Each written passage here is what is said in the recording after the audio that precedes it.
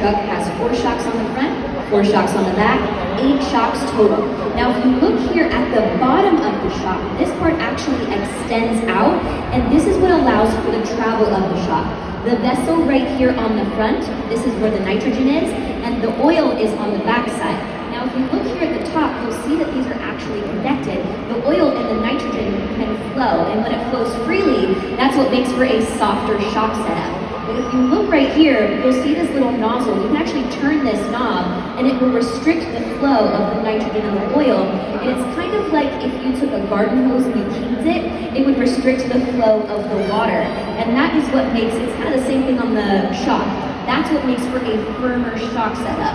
So for something like Monster Jam Freestyle, where these trucks are getting 10, 20, 30, 40 feet in the air, you need a firmer shock setup to absorb the shock. If you don't have that, then the shock is going to bottom out, it's going to be really hard on the components of the truck, and it's also going to be really hard on the driver. So these play a pivotal part in today's Monster Jam.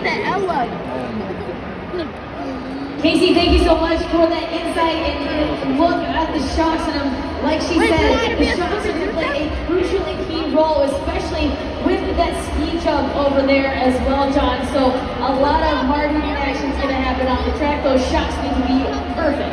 You know what? This is the last time the fans here in LA are going to be able to see their racing world champions. So Los Angeles, one more time for Zach Garner and Wildside here tonight.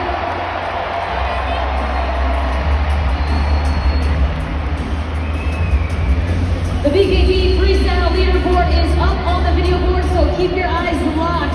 But Kristen Anderson and Greg Digger currently your score to be 7.483.